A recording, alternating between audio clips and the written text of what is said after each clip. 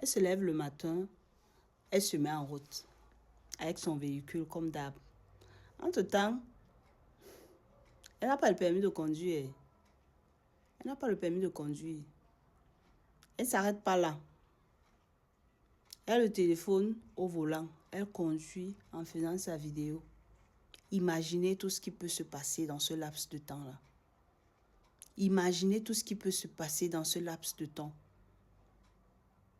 Au-delà du fait de conduire, de faire la vidéo, de n'avoir pas de permis, elle voit sa copine qui est en train de perdre, qui a perdu la tête. Elle fait la vidéo, elle met sur les réseaux sociaux. Où est l'empathie? Est-ce que tu voudrais être dans un état de santé défaillant et être publié sur les réseaux? Je pense pas. Je pense pas. Les réseaux sociaux sont en train de nous mener dans un trou où parfois je m'assois, je me dis, c'est vrai, on se fait beaucoup d'argent avec les réseaux. Beaucoup de gens se font beaucoup d'argent avec les réseaux. Ça, c'est pas faux.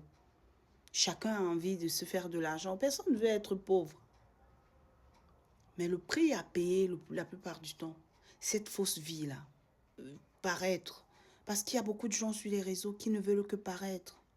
Il y a beaucoup de gens sur les réseaux qui ne vivent plus leur vie réelle, qui ne vivent que pour les yeux des autres. Ils sont nombreux. Voilà une jeune femme qui sort de prison.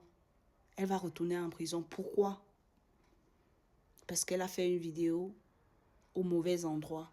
Elle a filmé la mauvaise personne dans la mauvaise situation. Parce que, à la base, nous sommes tous des prisonniers. On fait beaucoup de choses au quotidien qui ne sont pas forcément en accord avec les lois des régions dans lesquelles nous vivons. Mais le fait que nous le fassions dans le secret nous accorde notre liberté. Quand tu t'engages à filmer ton quotidien, à faire des story time, sache que ça a des retombées. Tu t'engages à faire des story time, essaye de te ranger. Mon conseil aux influenceurs, mes frères, mes sœurs, montrez le minimum de vérité. C'est trop faux tout ça. Tu te forces à aller rouler à bord d'une voiture, pourtant tu n'as pas de permis de conduire. Tu portes un sac d'argent, tu te filmes avec, tu finis de te filmer avec, tu remets au propriétaire. Tu pars chez ta copine, tu prends les chaussures, tu portes, tu te filmes avec, tu remets à la vendeuse. D'autres partent maintenant dans les magasins, ils s'habillent, finissent de s'habiller, ils se filment, ils finissent, ils remettent. J'ai vu un magasin ici, là, à Berlin. Un magasin de Berlin, un monsieur de l'Afrique subsaharienne. Il a écrit carrément qu'on mesure l'habit à 2 euros. Tu te demandes, mais pourquoi il fait ça? Je lui ai demandé, je lui ai dit, mais attends, c'est pas sérieux. Pourquoi tu demandes aux gens de payer pour mesurer? Je dis non. Beaucoup de gens viennent se filmer là, ils s'habillent, ils se filment, ils partent. Ils mettent sur les réseaux. Quand tu scrolles sur les réseaux, tu vois une photo de ton magasin, tu reconnais le client. Il n'a pas payé. Pourquoi se donner autant de peine?